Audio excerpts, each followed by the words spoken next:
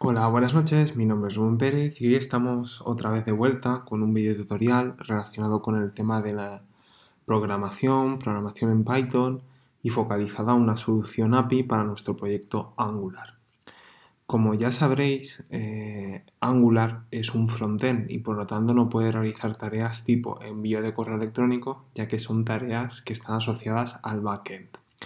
Una solución intermedia es generar una API que realice ese proceso de envío de un correo electrónico. Ya vimos, si lo tenéis disponible en la web, el tutorial acerca de cómo enviar correos electrónicos. Si lo busquáis en un momentito en Python, pues código para envío de un correo electrónico con Python a través de Gmail o otro servidor. Utilizaremos este código que vimos en su momento para poder adaptarlo en una API de Python.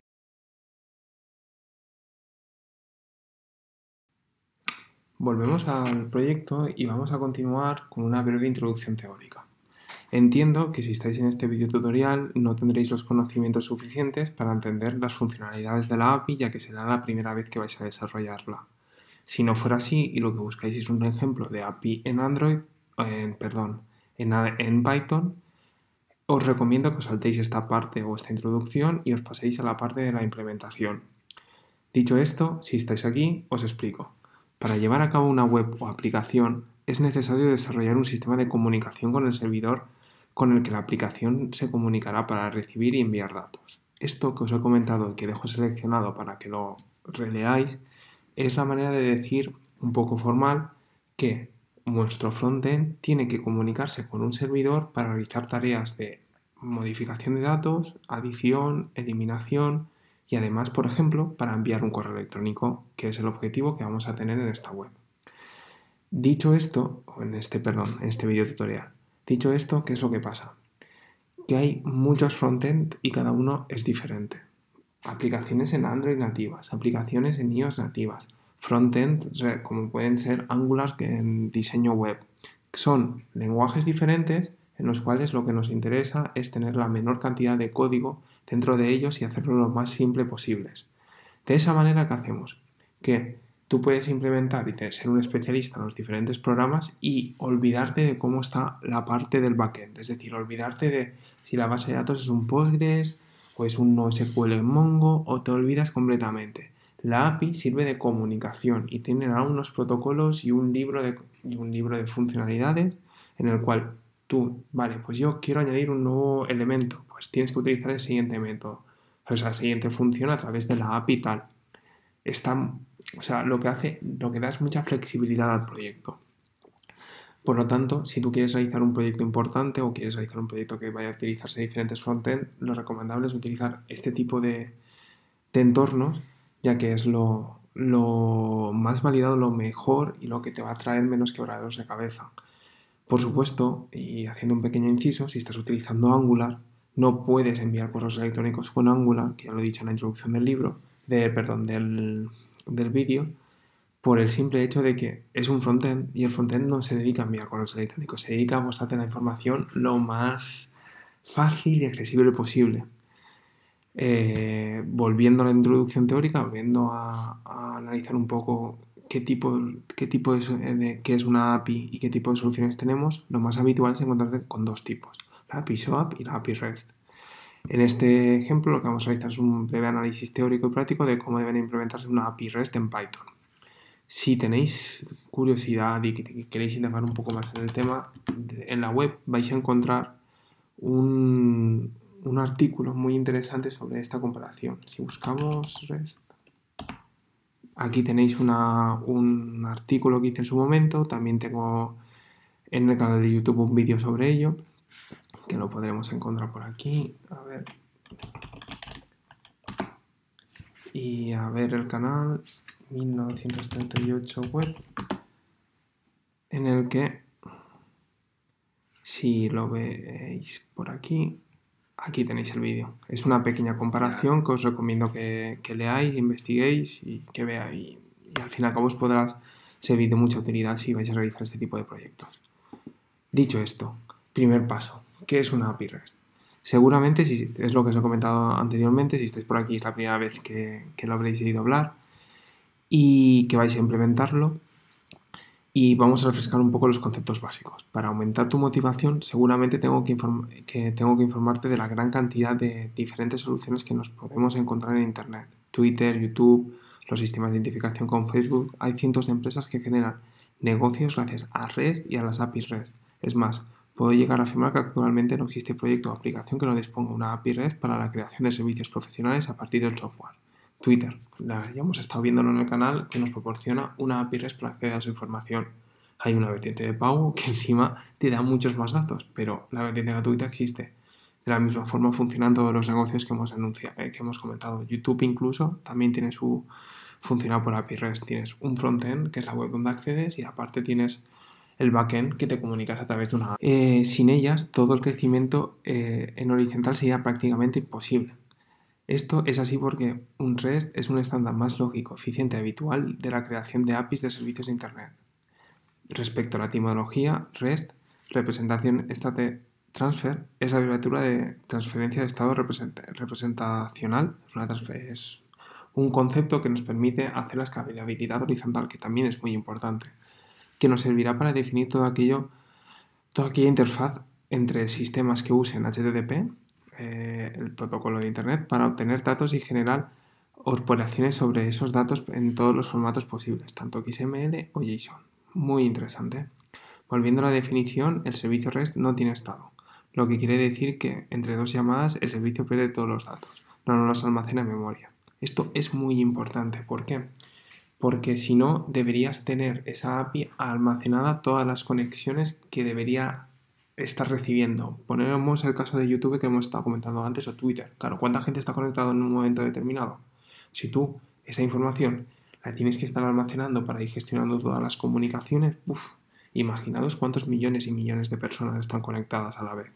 Es mucha información y la memoria se acabaría colapsando. Entonces, como REST es estacional, lo que hemos ganado es, al fin y al cabo, reducir los recursos y permitir una escalabilidad mejor. Ya no es una escalabilidad, ya no tengo yo la necesidad de tener una super máquina, sino todos los navegadores tienen que tener asociados una serie de credenciales y tienen almacenados una serie de información que la van transmitiendo a nuestra API, y de esa forma la API no la tiene que tener almacenada en memoria.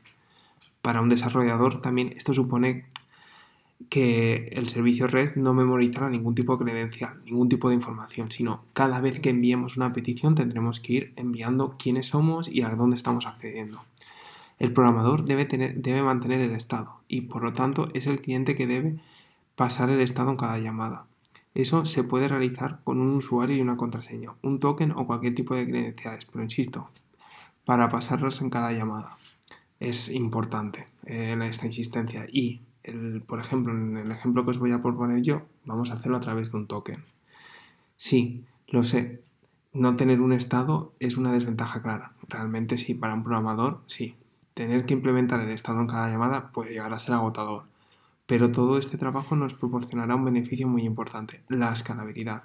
Para mantener un estado se requiere una memoria donde guardar los datos de los estados de todos los clientes. A más clientes, más memoria, hasta el final que podemos llegar a no poder admitir más clientes. Esto es algo parecido a lo que ocurre con la web tradicional, que también es stateless. Es decir, las webs también es verdad que no se almacena en ningún sitio toda la información, sino vas dependiendo de dónde vas yendo, pues voy aquí, voy allí, voy allí. Son servidores, es stateless. Sea cual sea la tecnología con la que desarrolles para la web, seguro que conoces que puedes crear una sesión. Los datos de la sesión se mantienen entre peticiones y son por cada usuario. Es muy interesante y ya hemos acabado de definir lo que es una API REST. Voy a hacer un breve resumen. Y realmente lo que os he dicho es eso, es que al final los estados son muy básicos, que los estados tengan esa carga de trabajo en el navegador te permite ahorrar en recursos, y también te quita independencia de decir, ostras, pues ahora, ¿cómo está? Me estoy comunicando con el servidor, ¿cuántos usuarios tengo? ¿Estoy ocupando mucha memoria RAM? No, ya eso te olvidas directamente.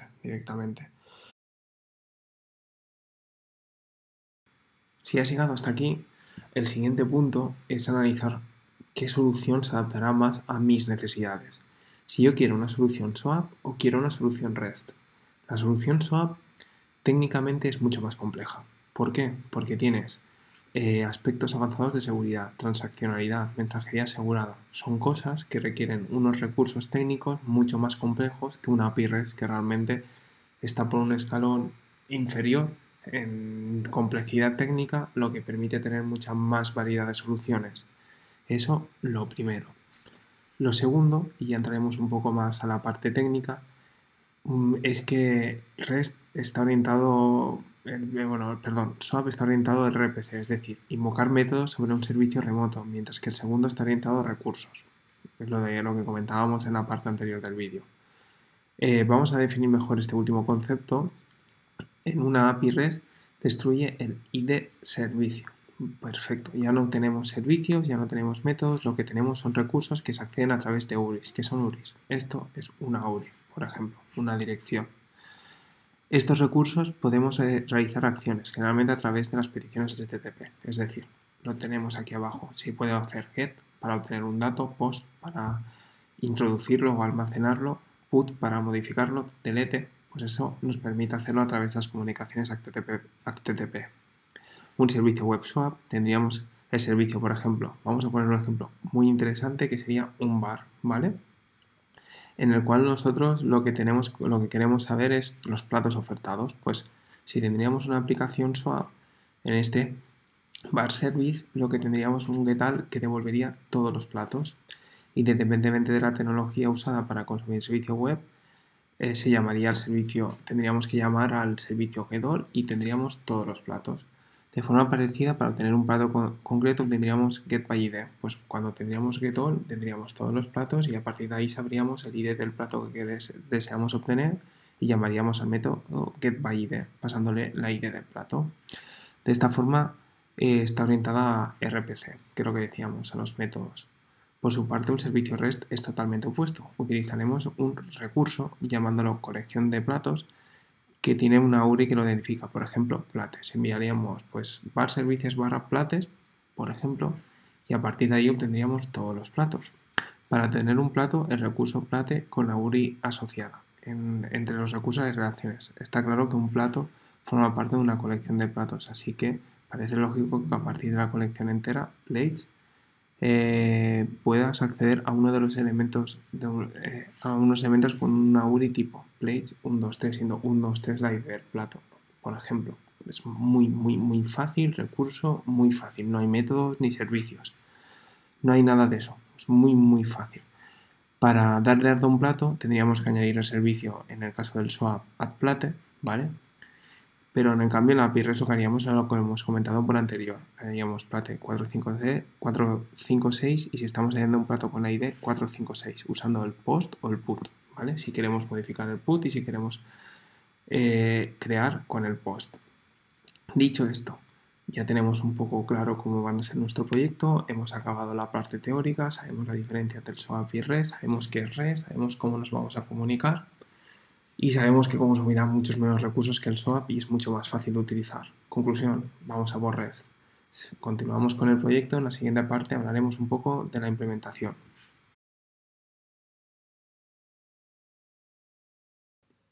Ya tenemos claro que vamos a implementar una API REST en nuestro proyecto. Ya sabemos diferenciarlo con las API SOAP, hemos tomado una decisión y el siguiente punto es ¿qué lenguaje de programación voy a utilizar? En este sentido, y esta pregunta es muy importante y tenéis que tener clara una cosa. Una API REST no es crítica dentro de un proyecto de programación importante. Al contrario, no vais a necesitar muchos recursos para llevarla a cabo. En este sentido, ya os tenéis que olvidar de lenguajes tipo C o C++, donde realmente vais a tener que invertir muchas horas en programación, será más costoso porque no hay tantos repositorios, y podéis pasar a Python, por ejemplo, que es un lenguaje interpretado orientado a objetos y realmente donde se disponen mucha cantidad de código y es muy fácil de utilizar, de implementar y también os ofrecerá mucha ayuda en el sentido de mantener el proyecto, actualizarlo y compartirlo. Es decir, os dará muchas facilidades en el trabajo colaborativo también. Son todo beneficios el tema de utilizarlo, de utilizar o implementar este proyecto en Python y no en otros lenguajes de programación, pues por ello, por el mantenimiento y porque al fin y al cabo los recursos no son importantes. Puedes permitirte el lujo de consumir más recursos que, por ejemplo, un proyecto implementado en C o en C++.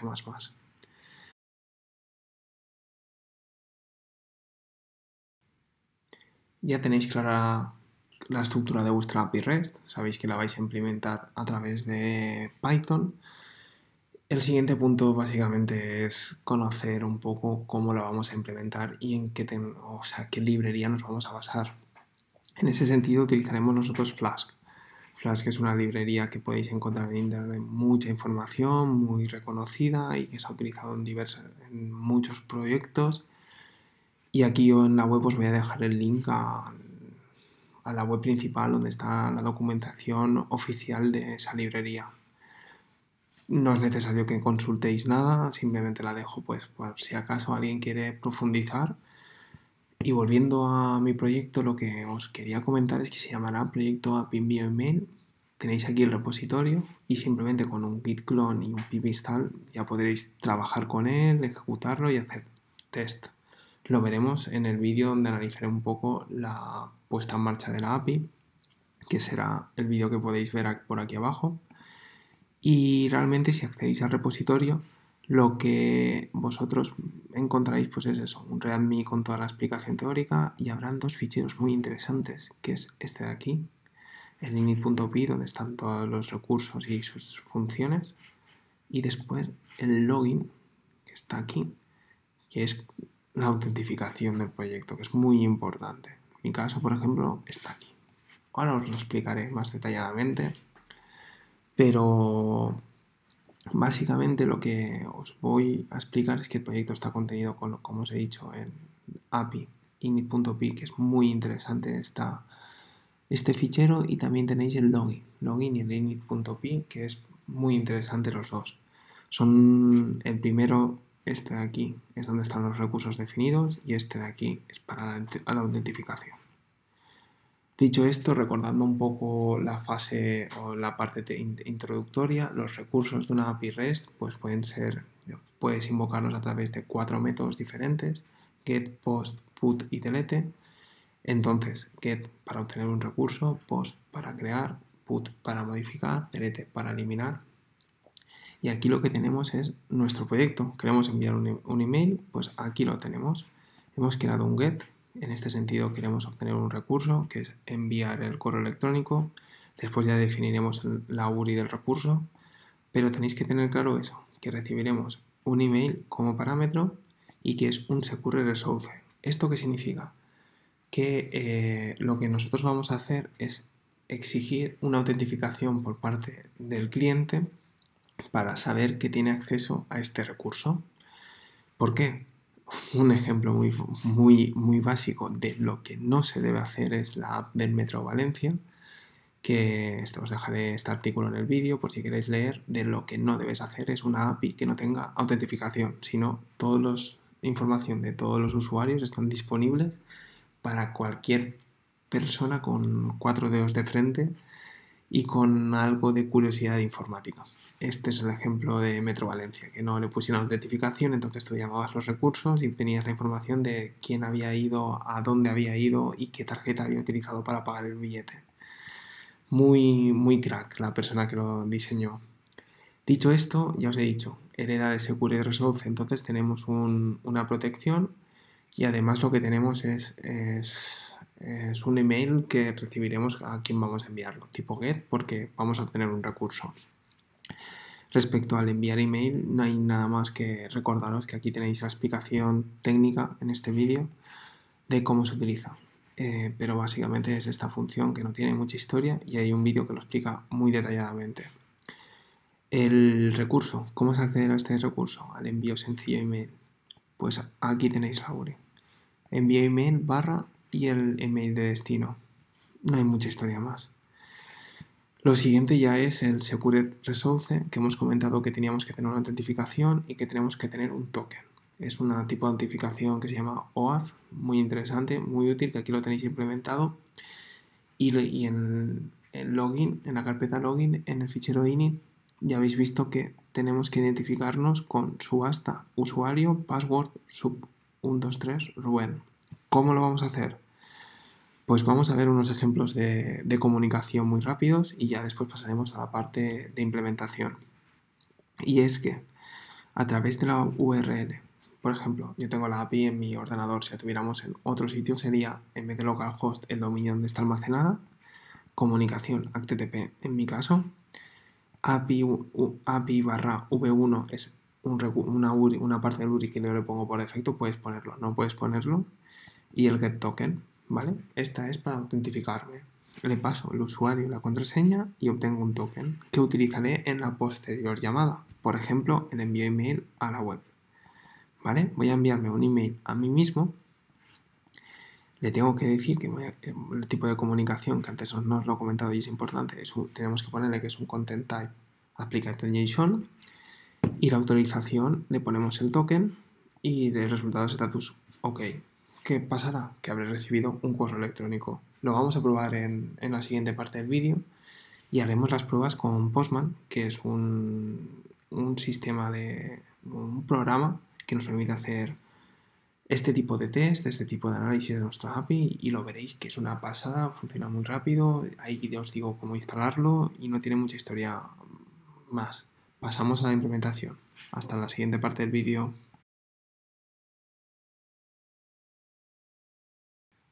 Tenéis claro cuál es el objetivo de este proyecto, ya vais a implementar una API REST. Lo siguiente ya es pues trastear un poco con un ejemplo que es el que os he proporcionado yo en este repositorio. Directamente copiamos el repositorio, vamos a pitcharm, el entorno de programación que yo utilizo, y directamente hacemos un control V y clonamos el proyecto. Se está clonando, lo hemos clonado y no hay mucha historia más. Yo no voy a hacer el pip install menos el requirement por un motivo, porque tardaría demasiado tiempo y no quiero que salga tanto el proyecto, pero el siguiente punto sería un pip install menos el requirement. Y ahora lo que vamos a hacer es directamente en preferencias,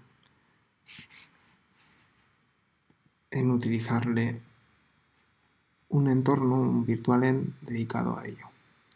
Aquí está. He realizado un corte porque no lo encontraba y ya lo tengo encontrado. Es este. Lo selecciono, ok, ya lo tenemos creado. Voy a comprobar en un momentito que estén las principales funciones tal como os he dicho en la primera parte del vídeo. Aquí tenemos toda la información, perfecto. Envío email, perfecto. Todo muy bien. El login está muy bien, todo organizado, todo perfecto. Vamos a ello. Para ello directamente, ¿qué vamos a hacer? Vamos a API, le damos a run. Ya lo tenemos en modo run, perfectísimo. La verdad es que está yendo muy bien. Vamos aquí y vamos a buscar Postman.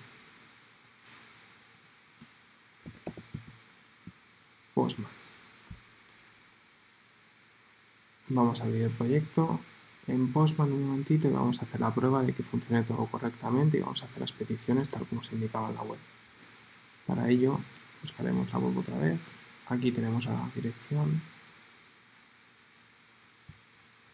y tendremos que tomar la info que vimos. Está cargando, sí. La info que vimos aquí, y para ello tendremos que hacer un content type del header tal como lo marca aquí, ¿vale? El route y el header. Pues vamos a ello.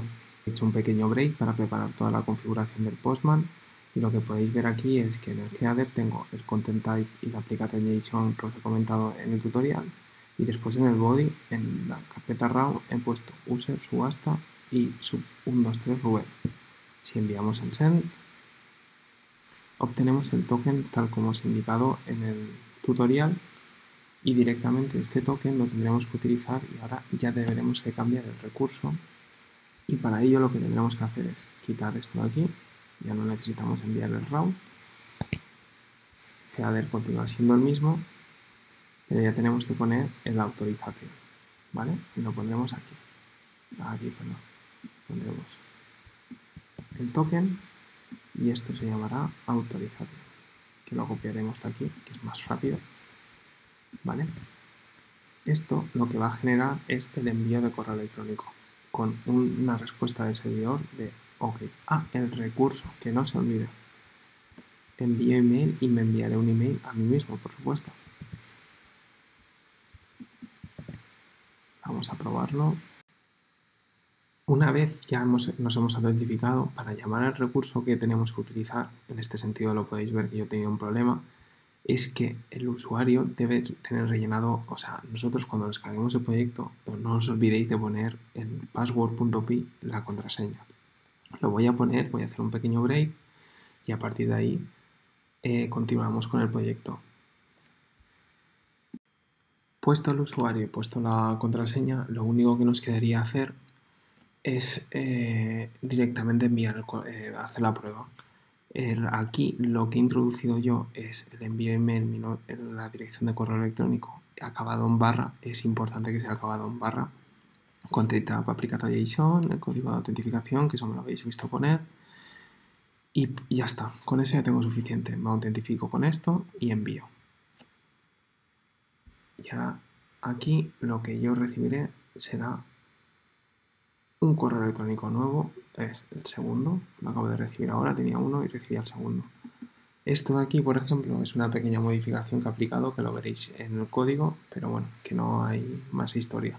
Ya habéis visto que funciona, que no hay ningún tipo de problema, que recibís una respuesta a 200 OK. Si vemos el header, no hay nada, o sea, 200 status OK. Y nada más, simplemente agradeceros haber aguantado tanto y espero que os haya sido de utilidad y cualquier cosa, cualquier pregunta, pues directamente me lo comentáis en un comentario o me escribís un correo electrónico, que será un placer, ¿de acuerdo? Venga, hasta ahora y por supuesto que paséis un buen fin de semana, que tengáis mucha salud y que vaya todo perfecto. Un abrazo, chao.